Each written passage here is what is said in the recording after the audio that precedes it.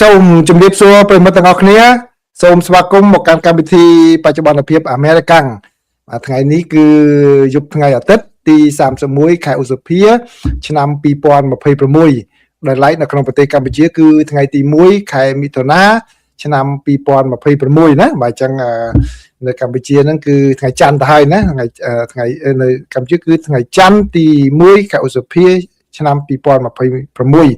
បាទអូពេលវេលាលឿនមែនតើគេពាក់កណ្ដាលឆ្នាំទៀតហើយប្រិមិត្តពាក់កណ្ដាលឆ្នាំវិលវត្តដាច់2026ប៉ិតបាទទៀតតែម្ដងមកអញ្ចឹងតើថា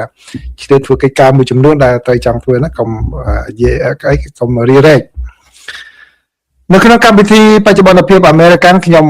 សម្រាប់យកព័ត៌មានចំនួន5មកជម្រាបជូនប្រិមិត្តទាំងអស់គ្នាព័ត៌មានទី1នេះគឺលោកប្រធានាធិបតីសហរដ្ឋអាមេរិកដូណាល់ត្រាំបានបញ្ជូនលក្ខខណ្ឌបាទតាំងតែងជាងមុនថែមទៀតហើយទៅដល់ប្រទេសអ៊ីរ៉ង់ក្នុងការសម្រេចឲ្យបានកិច្ចព្រមព្រៀងសន្តិភាពជាមួយនឹងសហរដ្ឋអាមេរិកដែលអ្នកវិភាគមើលឃើញថាអាចនឹងអូសបន្លាយការព្រមព្រៀងសន្តិភាពឲ្យពីព្រោះតម្រាំតែទៅដល់មេដឹកនាំរបស់ប្រទេសអ៊ីរ៉ង់គឺត្រូវចំណាយពេលយូរហើយព័ត៌មានទី2នេះគឺជាសេចក្តីរាយការណ៍របស់សារព័ត៌មាន The Telegraph បានឲ្យដឹងថាសហរដ្ឋអាមេរិកបានប្រកាសថានឹងការពារសម្ព័ន្ធមិត្ត NATO គ្រប់មីលីម៉ែត្រទាំងអស់នៃទឹកដីរបស់ NATO មិនឲ្យមានការចូលឈានពានណាមួយឡើយការប្រកាសនេះគឺកើតឡើងបន្ទាប់ពី drone របស់រុស្ស៊ីបានផ្លោងចូលទៅក្នុងទឹកដីប្រទេសរូម៉ានីដែលជាសមាជិកនៃអង្គការអូតង់ឬហៅថា NATO ហើយព័ត៌មានទី3នេះគឺជាសេចក្តីរាយការណ៍របស់សារព័ត៌មាន Politico ដកស្រង់ពីបទសម្ភាសន៍របស់លោកប្រធានាធិបតីនៃប្រទេសអ៊ុយក្រែនលោក Volodymyr Zelensky ដែលបានសម្ភាសន៍ជាមួយនឹងសារព័ត៌មាន CBS News ដែលនៅក្នុងបទសម្ភាសន៍នោះគឺលោក Zelensky បានអំពាវនាវសូមឲ្យសហរដ្ឋអាមេរិកបញ្ជូនបន្ថែមនៅប្រព័ន្ធការពារប្រឆាំងនឹងគ្រាប់ផ្លោងដែលបាញ់ពីប្រទេសរុស្ស៊ីមកហើយព័ត៌មានទី4នេះគឺលោករដ្ឋមន្ត្រីក្រសួងការពារជាតិរបស់សហរដ្ឋអាមេរិកលោក Pete Hegseth លោកបានសរសើរបណ្ដាប្រទេសនៅអាស៊ានហ្នឹងជាដើមក្នុងការពង្រឹងនៅសមត្ថភាពការពារជាតិរបស់ខ្លួនហើយបានងាកមកគ្រប់គ្រងសហរដ្ឋអាមេរិកក្នុងពេលដែលមានភាពតានតឹងជាមួយនឹងប្រទេសចិនក្នុងពេលជាមួយគ្នានោះដែរលោករដ្ឋមន្ត្រីបានវិប្រហារសម្ព័ន្ធមិត្ត NATO ថានៅមិនទាន់បានចំណាយទៅលើវិស័យការពារជាតិឲ្យបានច្រើនតាមដែលគួរតែចំណាយនោះទេគួរតែពិនិត្យមើលខាងអាស៊ីហើយព័ត៌មានចុងក្រោយនេះគឺបើតាមសេចក្តីរាយការណ៍ឲ្យដឹងថានៅចុងសប្តាហ៍នេះខាងកងកម្លាំងជើងទឹករបស់សហរដ្ឋអាមេរិកបានបាញ់ពន្លិចទូកមួយទៀតហើយដែលសង្ស័យថាដឹកគ្រឿងញៀនសម្ដៅមកសហរដ្ឋអាមេរិកដែលបានបណ្ដាលឲ្យមនុស្សចំនួន3នាក់ស្លាប់បាត់បង់ជីវិតហើយតួលេខចុងក្រោយនេះបានធ្វើឲ្យតួលេខសរុបនៃអ្នកដែលទាហានជើងទឹករបស់សហរដ្ឋអាមេរិកបាញ់ពន្លិចសម្រាប់នៅក្នុងសមុទ្រនោះគឺបានមានជាង200នាក់ទៅហើយបាទនៅក្នុងប្រតិបត្តិការបង្ក្រាបគ្រឿងញៀនរបស់លោកប្រធានាធិបតី Donald Trump បាទនេះជាព័ត៌មានសំខាន់ដែលខ្ញុំចងក្រងសម្រាប់ប្រិយមិត្តទាំងអស់គ្នាណាបាទព័ត៌មានទី1នេះគឺជាសេចក្តីរាយការណ៍របស់សារព័ត៌មានជាច្រើនហើយខ្ញុំដកស្រង់រូបភាពនេះចេញពីខាង CENTCOM គឺខាងយុទ្ធភូមិភាគកណ្ដាលរបស់សហរដ្ឋអាមេរិកដែលបានបង្ហោះរូបភាពនេះគឺបានឲ្យសេចក្តីរាយការណ៍នេះឲ្យដឹងថាលោកប្រធានាធិបតី Donald Trump ឥឡូវនេះបានបញ្តឹងជំហររបស់លោកបន្ថែមទៀតហើយដោយដាក់លក្ខខណ្ឌបន្ថែមបាទទៅលើក្របខ័ណ្ឌនៃការចរចាដើម្បីសម្រេចសន្តិភាពបញ្ចប់សង្គ្រាមនៅក្នុងប្រទេសអ៊ីរ៉ង់បាទហើយលោកបានបញ្ជូននៅសំណើនៃការផ្លាស់ប្ដូរនោះទៅត្រឡប់ទៅប្រទេសអ៊ីរ៉ង់វិញដើម្បីឲ្យបាទអ៊ីរ៉ង់ពិចារណានេះបើយោងតាមមន្ត្រីនានាដែលដឹងអំពីរឿងនេះបានប្រាប់អ្នកសារព័ត៌មានគេនៅតែមិនទាន់ដឹងច្បាស់នៅឡើយទេភ្លាមនេះថាតើអ្វីទៅជាការផ្លាស់ប្ដូរដែលលោកប្រធានាធិបតីបានស្នើឲ្យផ្លាស់ប្ដូរនៅក្នុងកិច្ចព្រមព្រៀងនោះបាទអញ្ចឹងក៏តែគេដឹងថាគឺមានលក្ខណៈតឹងតែងជាងមុនទៅទៀតបាទលោកត្រាំបានសម្ដែងនៅការព្រួយបារម្ភអំពីផ្នែកខ្លះនៃកិច្ចព្រមព្រៀងដែលអាចនឹងសម្រេចបាននោះថាវានឹងអាចនឹងបញ្ចូលនៅចំណុចមួយដែលទាមទារឲ្យសហរដ្ឋអាមេរិកបាទឈប់បង្កក់ប្រាក់ដែលសហរដ្ឋអាមេរិកបានបង្កក់នៅប្រទេសនានាគឺជាប្រាក់របស់ប្រទេសអ៊ីរ៉ង់នោះបាទឥឡូវនេះគឺសហរដ្ឋអាមេរិក ជាពិសេសលោកប្រធានាធិបតី Donald Trump លោកមិនចង់យកលក្ខខណ្ឌហ្នឹងមកនិយាយនោះទេពីព្រោះអីលោកធ្លាប់បានរិះគន់រដ្ឋបាលលោកប្រធានាធិបតី Barack Obama ដែលព្រមចរចាជាមួយនឹងអ៊ីរ៉ង់ដោយយកលក្ខខណ្ឌនៃការមិនបង្កកទ្រព្យធនរបស់អ៊ីរ៉ង់នេះជាធ្នូនឹងការដែលអ៊ីរ៉ង់បន្ធូរបន្ថយនៅកម្មវិធីនុយក្លេអ៊ែររបស់ខ្លួនបាទលោកប្រធានាធិបតីមិនចង់ជួបរឿងនោះទេពីព្រោះលោកបានរិះគន់ចំពោះវិធីដោះស្រាយតាមរដ្ឋបាលលោកប្រធានាធិបតីអូបាម៉ាហ្នឹងមកយូរមកហើយលោកប្រធានាធិបតី Donald Trump ក៏ហាក់សម្ដែងនៅការសង្ខឹងសម្បាផងដែរដែលថាខាងអ៊ីរ៉ង់ហ្នឹងគឺចំណាយពេលយូរនៅក្នុងការឆ្លើយតបនឹងសំណើរបស់សហរដ្ឋអាមេរិកដែលបានដាក់ទៅនេះបើយោងតាមមន្ត្រីមួយរូបដែលបានដឹងអំពីរឿងនេះហើយបានប្រាប់អ្នកសារព័ត៌មានសំណើដែលសហរដ្ឋអាមេរិកដាក់ទៅហ្នឹងគឺបាទត្រូវមានការឆ្លងកាត់មនុស្សជាច្រើនរួមមានទាំងអ្នកដែលអន្តរការីដែលមានប្រទេសប៉ាគីស្ថានជាដើមដើម្បីសម្របសម្រួលមុនហ្នឹងបាទបញ្ជូនទៅដល់ខាងអ៊ីរ៉ង់ហើយអ៊ីរ៉ង់ហ្នឹងត្រូវបញ្ជូនទៅដល់មេដឹកនាំកម្ពុជារបស់ខ្លួនគឺលោកម៉ូស្តាបាបាទខាមីនីនឹងតទៅទៀតដើម្បីឲ្យអនុម័តបាទដូច្នេះបើតាមអ្នកជំនាញឲ្យដឹងថាការដែលលោកប្រធានាធិបតីបដូរលក្ខខណ្ឌបន្ថែមបន្តឹងលក្ខខណ្ឌបន្ថែមទីនេះអាចនឹងទៅចំណាយពេលយូរទៀតទម្រាំតែលក្ខខណ្ឌទាំងអស់នេះទៅដល់មេដឹកនាំកម្ពុជារបស់ប្រទេសអ៊ីរ៉ង់បាទដើម្បីយកមកពិចារណាពីព្រោះលោកម៉ូស្តាបាខាមីនីនឹងគាត់ទៅអនុម័តឲ្យគេពិបាកនឹងជួបគាត់ខ្លាំងណាស់ដោយសារតែហេតុផលសន្តិសុខពីព្រោះទៅមស៊ូជួបមស៊ូគឺអាចសហរដ្ឋអាមេរិកក្រុមចារកម្មរបស់សហរដ្ឋអាមេរិកនឹងតាមដានដឹងទីតាំងទៀតហើយបាទនេះគឺជាព័ត៌មានទី1ណាដែលខ្ញុំចោទក្រងសម្រាប់ប្រិយមិត្តទាំងអស់គ្នាអញ្ចឹងដូច្នេះជាសរុបមកវិញគឺស្ថានភាពនៅតំបន់មជ្ឈមបូព៌ាស្ថានភាពនៃការរំពឹងថានឹងបើកច្រកហូមូសគឺនៅហាក់ដូចជាតឹងតែងនៅឡើយមិនទាន់ចិត្តសម្រាប់បានដោយដែលសេចក្តីរាយការណ៍ប្រហែលថ្ងៃមុននោះទេអញ្ចឹងប្រិមិត្តឃើញហើយនេះគឺជាតាក់ទិចនៃការចរចាទៅមុខបន្តិចថយក្រោយបន្តិចបាទអញ្ចឹងនេះគឺជារឿងដែលខ្ញុំយកមកជម្រាបជូនប្រិមិត្តដើម្បីជាព័ត៌មានផងជាចំណេះដឹងនៅក្នុងការសិក្សាផងដែរហើយព័ត៌មានទី2នេះគឺជាសេចក្តីរាយការណ៍របស់សារព័ត៌មាន The Telegraph បាទ The Telegraph បានរាយការណ៍ថាសហរដ្ឋអាមេរិកបានប្រកាសបញ្ញាថានឹងការពារទឹកដីរបស់សម្ព័ន្ធមិត្ត NATO គ្រប់មីលីម៉ែត្រទាំងអស់បាទក្រោយពី drone របស់រុស្ស៊ីបានវាប្រហារចំអគារលំនៅឋានមួយនៅក្នុងប្រទេសរ៉ូម៉ានីដោយសារតែវាប្រហារទៅលើប្រទេសអ៊ុយក្រែនទេក៏ប៉ុន្តែវារំលងហួសទៅដល់ប្រទេសរ៉ូម៉ានីបាទការសន្យាបាទរបស់សហរដ្ឋអាមេរិកនេះបាទគឺជាការសន្យាមួយកើតឡើងក្រោយពីការវាប្រហារនោះដែលបានធ្វើឲ្យមនុស្សបាទចំនួន2នាក់បានរងរបួសនិង70នាក់ផ្សេងទៀតបានជំនះចេញពីអគារនោះយ៉ាងតក់ក្រហល់តែម្ដងនៅតំបន់ភាគខាងកើតនៃប្រទេសរ៉ូម៉ានីគឺនៅក្នុងទីក្រុងដានូប៊ីបាទហើយនៅពេលនោះគឺប្រទេសរ៉ូម៉ានីខិតខំបញ្ចេញយន្តហោះចម្បាំង F-16 ចេញមកដើម្បីហើយនឹងឧទ្ធម្ភាគចក្រផងដែរដើម្បីតាមសង្កេតមើលស្ថានភាពនោះតើវាមានរឿងអ្វីដែលមិនល្អថែមទៀតទេបាទតើមាន drone មកទៀតទេដើម្បី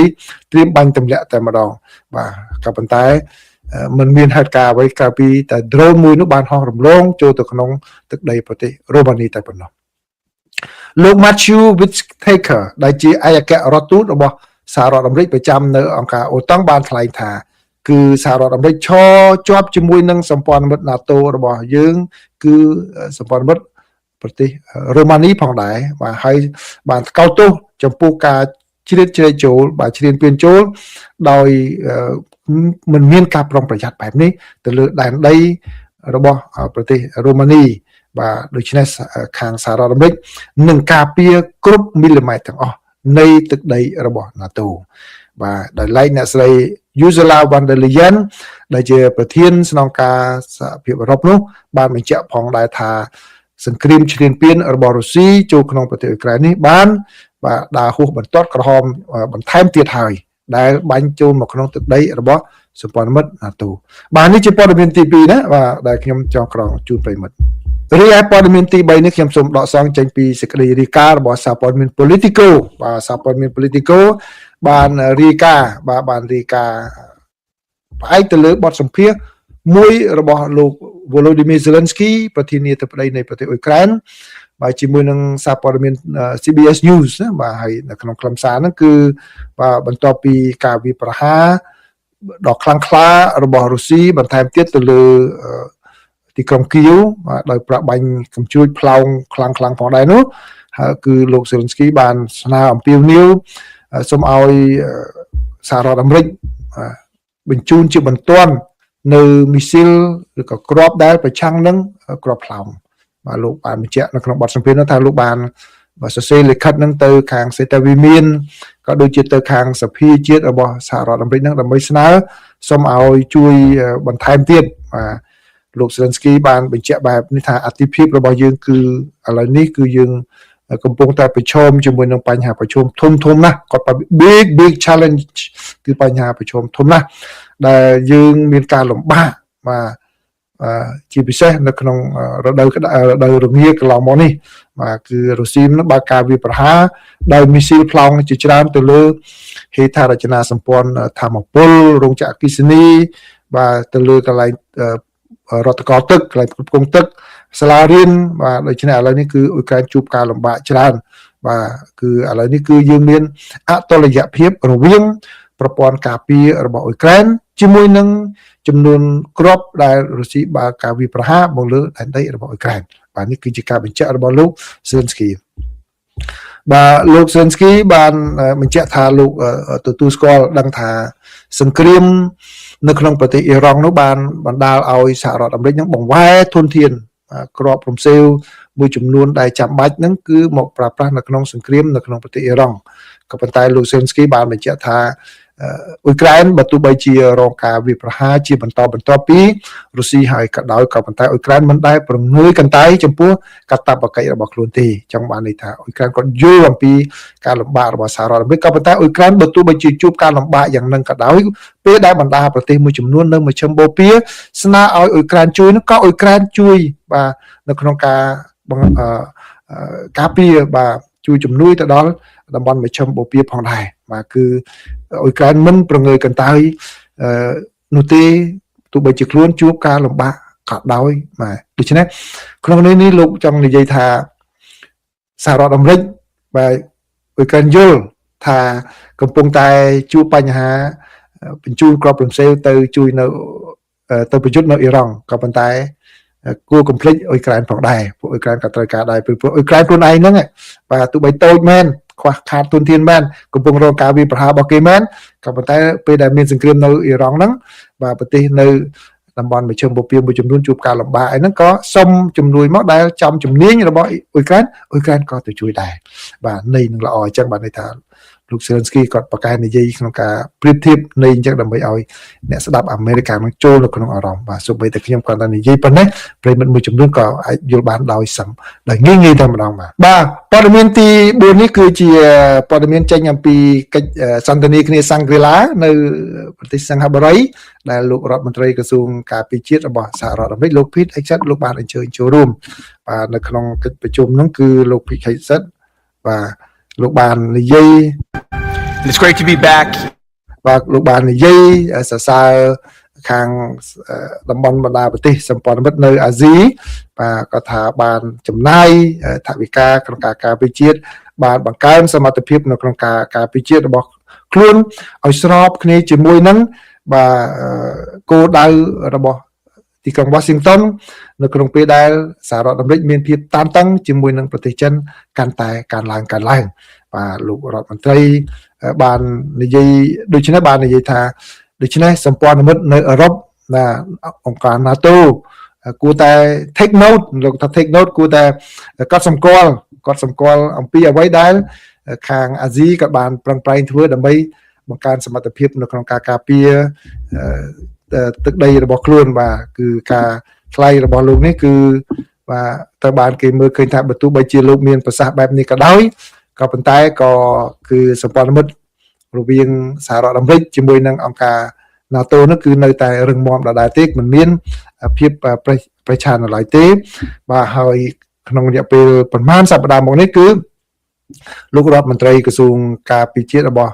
សហរដ្ឋអាមេរិកហ្នឹងបាទក៏ដូចជាខាងលោករដ្ឋបាលលោកត្រាំទាំងមូលតែម្ដងបានប្រកាសបាទដកទ័ពចេញពីប្រទេសអាល្លឺម៉ង់ចំនួន 5000 នាក់ ក៏ប៉ុន្តែខាងអ្នកជំនាញខាង NATO ខ្លួនឯងនោះបានបញ្ជាក់ថាបាទវាមិនមែនជារឿងមួយដែល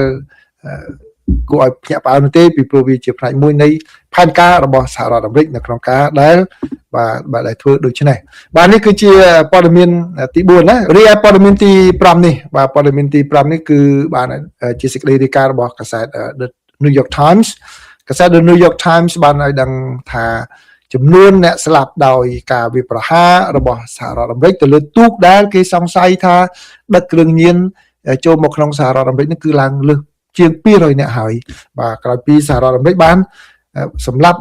មនុស្សចំនួន3នាក់ទៀតដោយបាញ់ទៅលើទូកដែលសង្ស័យថាដឹកគ្រឿងញៀនហ្នឹងកាលពីថ្ងៃសៅរ៍ហ្នឹងដោយសម្លាប់មនុស្សអស់ចំនួន3នាក់អញ្ចឹងដូចជា3នាក់ចុងក្រោយបូកសរុបទៅធ្វើឲ្យចំនួនអ្នកស្លាប់សរុបហ្នឹងឡើងទៅដល់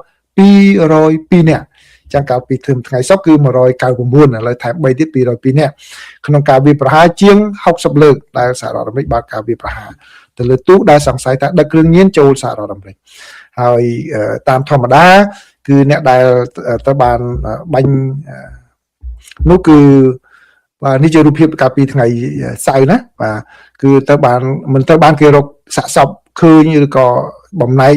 គ្រឿងញៀនដែលនៅសល់រកឃើញទេគឺដឹងបានតាមតែរយៈដែលខាងយុទ្ធភូមិភាគខាងត្បូងរបស់សហរដ្ឋអាមេរិកបានប្រកាសឲ្យដឹងតែប៉ុណ្ណោះទេគឺมันបានឃើញអ្វីដែលជាសំណល់នោះឡើយបាទអញ្ចឹងដូច្នេះនេះគឺជាតួលេខពីសហរដ្ឋអាមេរិកមកហើយអ្នកជំនាញច្បាប់ថាការដែលសហរដ្ឋអាមេរិកធ្វើដូច្នេះគឺខុសច្បាប់ហើយពីព្រោះអីយោធាមិនមានសិទ្ធិទៅបាញ់ស៊ីវិលនោះទេបើក្នុងករណីដែលមិនមានអ្វីដែលជាការគ្រោះថ្នាក់បាទគ្រោះថ្នាក់ដល់ជីវិតរបស់ខ្លួនទេហើយក្នុងកន្លងពេលកន្លងមកគឺសហរដ្ឋអាមេរិកមិនបានបង្ហាញផុសតាងណាដែលបញ្ជាក់ថាអ្នកទាំងនោះបង្កការគ្រោះថ្នាក់ទៅដល់ខាងសហរដ្ឋអាមេរិកយោធារបស់សហរដ្ឋអាមេរិកនោះទេបាទនេះជាព័ត៌មានសំខាន់ដែលខ្ញុំចង់ក្រងសម្រាប់ប្រិយមិត្តទាំងអស់គ្នានៅក្នុងកម្មវិធី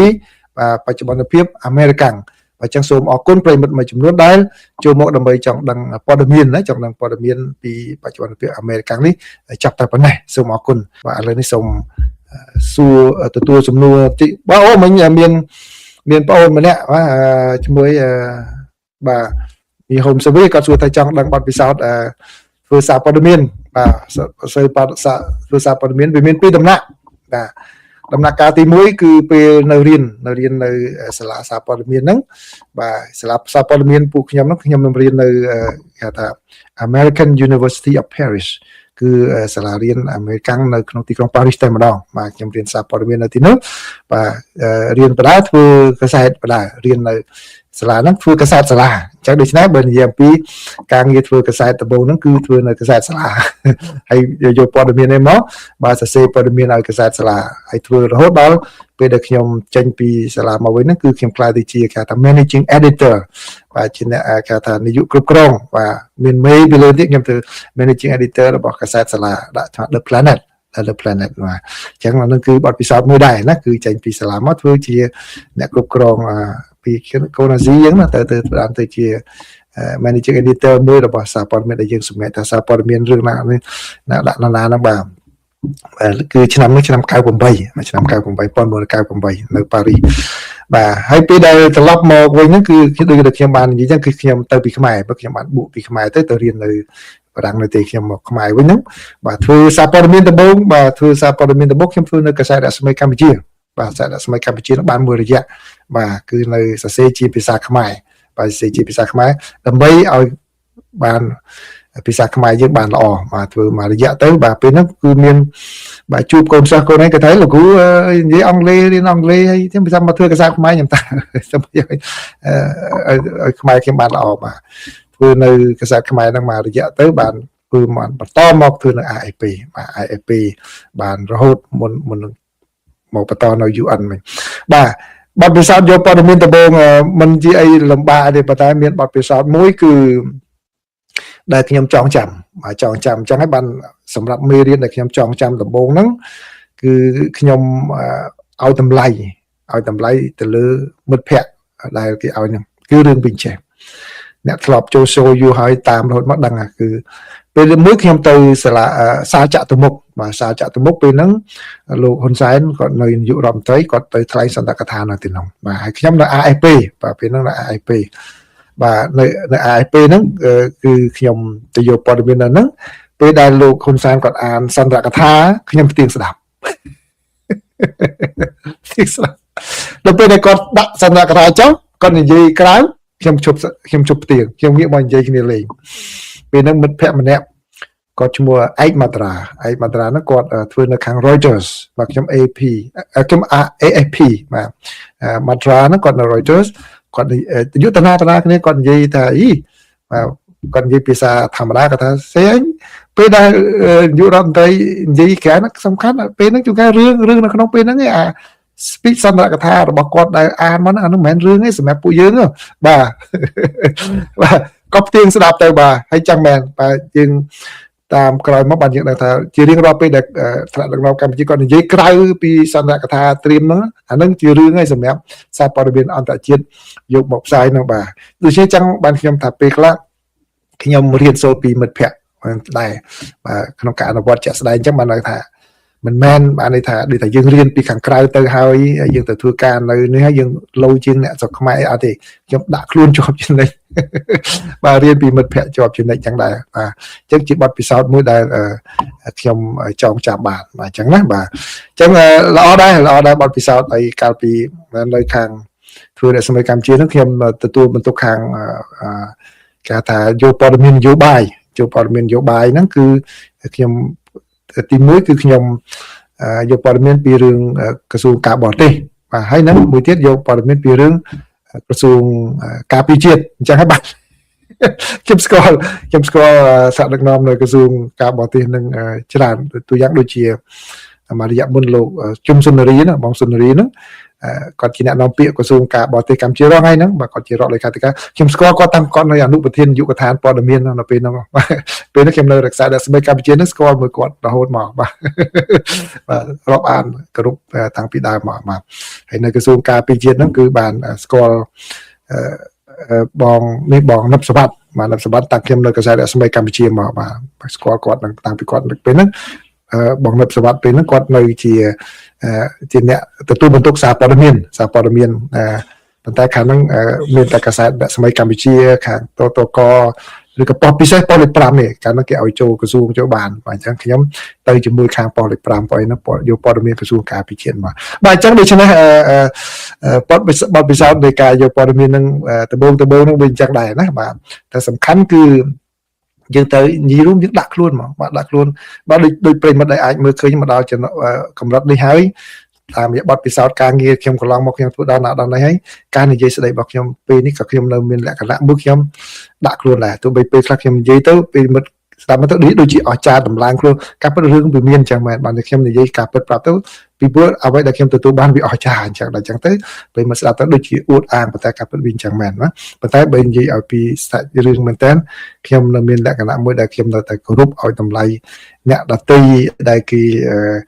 ក្មេងជាងក៏ដោយខ្ញុំរៀនសូត្រពីគេទូយ៉ាងដូចជាពេលដែលខ្ញុំរៀនខ្ញុំចូលមកធ្វើនៅ UN ដែលខ្ញុំចាប់អារម្មណ៍ទៅលើអក្សរខ្មែរអក្សរាវិរុទ្ធមែនតើហ្នឹងគឺខ្ញុំរៀនពីជំនួយការរបស់ខ្ញុំវិញទេ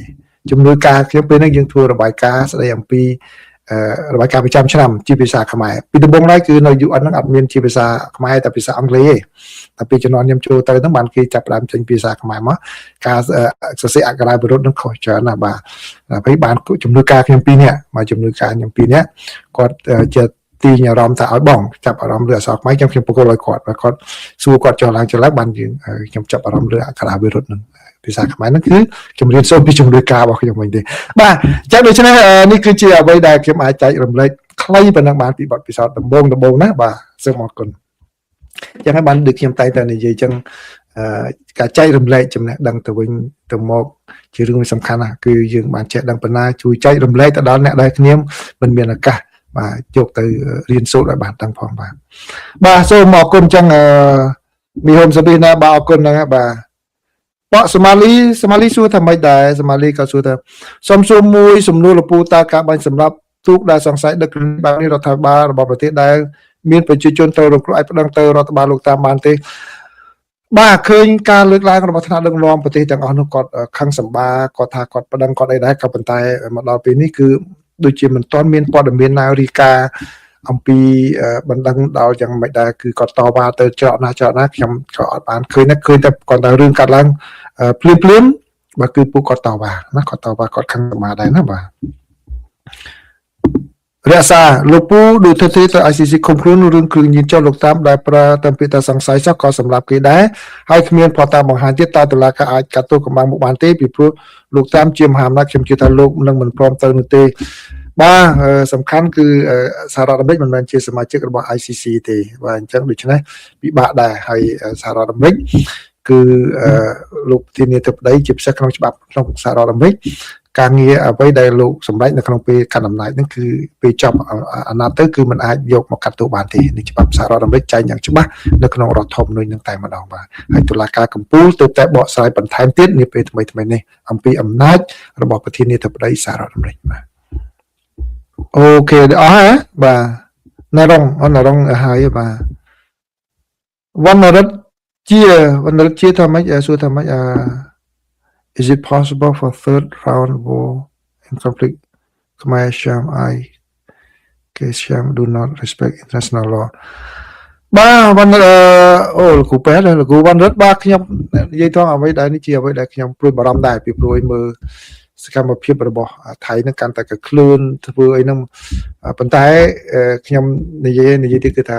យន្តការច្បាប់អន្តរជាតិមានយើងងាកមកឥឡូវយើងដំបូងយើងប្រើការទូតណាការទូតឥឡូវហ្នឹងងាកមកបន្ថែមទៀតគឺលើយន្តការច្បាប់អន្តរជាតិឲ្យបានអស់សិនទៅបាទគឺរឿងប្រយុទ្ធហ្នឹងគឺជំរឿសចំក្រោយតែម្ដងពីព្រោះអីយើងគិតតែប៉ុណ្ណេះនិយាយដោយត្រង់ទៅគឺមានប៉ុន្មានអ្នកមកដល់ថ្ងៃនេះថ្ងៃទី1ខែមិថុនាឆ្នាំ2026ដែលនៅនឹកឃើញខ្ញុំហៅយុទ្ធជនយើងម្នាក់បាទគាត់អាយុក្មេងជាងខ្ញុំដែលបានពលីជីវិតមុនគេបំផុតដែលថៃមកបាញ់គាត់នៅក្នុងត្រង់សេនោះអ្នកខ្លះចង់ភ្លេចគាត់បាត់ហើយបាទអ្នកខ្លះចង់ភ្លេចបាត់ហើយឃើញដូច្នេះអ្នកដែលនៅចាំគាត់ច្បាស់ជាងគេដឹងអ្នកណាគេទេប្រពន្ធកូនគាត់បាទដែលនៅឈឺចាប់ម្ដងថ្ងៃនេះយើងអ្នកខ្លះដែលឈឺចាប់ពេលនោះកំពុងតែច្រៀងការ៉ាអូខេដើរលេងផឹកស្វឹងបាត់ហើយតែកូនចៅគ្រួសាររបស់គាត់នៅឈឺចាប់អត់ទាន់បាត់នៅឡើយទេបាទចឹងដូច្នេះការពលីជីវិតមិនមែនជារឿងមួយសូម្បីជនស៊ីវិលឯងក៏ដោយក៏មិនមែនជារឿងមួយដែលយើងទៅធ្វើការសមាជិកដោយស្រាលនោះទេជីវិតស្រាប់ទៅអត់បានរស់ឡើងវិញភ្លាមទេបាទចឹងប្រើយន្តការអ្វីដែលការទូតបើសិនជាយើងមានឯកសារមានផុសតាងយើងប្រើអស់លទ្ធភាពនោះសិនបាទជំរឿសអាវុធនេះជាជំរឿសចុងក្រោយបំផុតបើជៀសបានគឺជៀសបាទថៃគេចង់តែអត់យើងឲ្យនេះទេពីព្រោះនៅក្នុងតតិសង្គ្រាមតាំងពីសម័យមនុស្សចេះច្បាំងគ្នាមកអ្នកដែលមានព្រៀបខាងណាគេចង់ឲ្យតែយើងហក់ចូលសមរភូមិនោះទេមើលគ្រប់សមរភូមិដែលណាប៉ូឡេអុងក្តី Alexander the Great ស្ដេចសង្គ្រាមមហាបកាយយុទ្ធសាស្ត្រហ្នឹងគាត់រៀបប្រយុទ្ធគឺគាត់រៀបត្រៀមនៅសមរភូមិនៅកន្លែងណាដែលគាត់មានព្រៀបចំណិចដីវាលដីដែលគ្នាគាត់មានព្រៀបជាប់ចំណិចបាទអញ្ចឹងថៃគេកម្លាំងអាវុធច្រើនជាងយើងចឹងគេធ្វើយ៉ាងម៉េចគេអុចឲ្យយើងហក់តែជាមួយនឹងរឿងប្រដាប់អាវុធហ្នឹងបាទដើម្បីឲ្យគេមានព្រៀបជាងយើងក្នុងគណៈពេលដែលប្រើយន្តការការទូតយន្តការច្បាប់អន្តរជាតិគេចាញ់ព្រៀបយើងចឹងគេចង់ធ្វើយ៉ាងម៉េចអូសឲ្យយើងទៅកន្លែងណាដែលជាចំណុចខ្លាំងរបស់គេហេតុអីក៏យើងទៅលេងហ្គេមរបស់ថៃហ្នឹងយើងមិនលេងអ្វីដែលជាចំណុចខ្លាំងរបស់យើងចំណុចហ្នឹងទៅចាំឲ្យបាទច្បាប់អន្តរជាតិការទូតធ្វើឲ្យថៃនិងកម្ពុជាមានកម្លាំងស្មើគ្នាច្បាប់អន្តរជាតិធ្វើឲ្យខ្មែរមានព្រៀបជាងថៃដូច្នេះកុំចោលចំណុចអ្វីដែលជាចំណុចខ្លាំងរបស់យើងកុំលោតទៅដល់ចំណុចណាដែលជាចំណុចខ្សោយដែលជាចំណុចខ្លាំងរបស់ថៃគឺចំណុចខ្លាំងរបស់ថៃគេប្រដាប់អាវុធខ្លាំងជាងយើងអញ្ចឹងយើងកុំមើលកន្លែងហ្នឹងមែនតើកុំចាញ់ល្បិចរបស់ថៃទៅហក់ទៅដល់ក្នុងសង្គ្រាមប្រយុទ្ធគ្នាលើកទី3ទៀតហ្នឹងគឺបាទនឹងវាជាការខូចខាតទាំងសងខាងបើក្នុងករណីជាមិនផុតមកជ្រុលពេកហើយមកដល់យើងអត់ធ្វើអញ្ចឹងគឺបកកហេតុបាញ់ចូលមកយើងមិនអាចទម្លាក់អាវុធរត់ចោលស្មោលភូមិបានយើងតែលើកអាវុធយើងតបវិញអាហ្នឹងបើក្នុងករណីនោះតែបើសិនជាមិនទាន់ដល់កម្រិតដែលចូលមកបរក្រោះចូលមកទេត្រូវតែប្រើយន្តការដែលមានព្រៀបជាងថៃនោះឲ្យបានជាប់ជានិច្ចបាទនេះជាការចូលរួមចំណែករបស់ខ្ញុំប៉ុណ្ណឹងបាទអញ្ចឹងអត់មានសំណួរទៀតទេណាបាទអស់ហើយ អូមានអ្នកសួរបងមានដឹងច្បាប់ពន្ធបងពន្ធ property tax បន្ទាប់ពីអាយុ60ទេបងហូរដូចជាអត់ដឹងទេបាទអធិស្ឋានណាអត់ដឹងទេបាទអញ្ចឹងអរគុណប្រិយមិត្តទាំងអស់គ្នាដែលបានចូលមកចូលរួមស្ដាប់នៅការចែករំលែកព័ត៌មានពីបច្ចុប្បន្នភាពអាមេរិកហើយមានអ្នកសួរតាក់ទងរឿងអាមេរិកតាក់ទងនឹងកម្ពុជាបាទខ្ញុំចូលរួមចំណែកប៉ុណ្ណឹងមានខុសខ្លះត្រូវខ្លះប្រិយមិត្តទទួលយកឲ្យពិចារណាផងណាក្នុងប្រៀបធៀបជាមួយនឹងអ្នកដទៃផងបាទខ្ញុំចែករំលែកទៅតាមជ្រុងអ្វីដែលខ្ញុំដឹងអ្វីដែលខ្ញុំចេះបាទក្នុងសារភាពជាក់ស្ដែងពិតប្រាកដនៅលើដីមានអ្នកដែលមន្ត្រីដែលគេអនុវត្តការងារនេះជាក់ស្ដែងគេដឹងច្បាស់ជាងគេអាចនឹងនិយាយបានល្អដែរបាទអញ្ចឹងសូមអរគុណប្រិយមិត្តសូមជម្រាបលា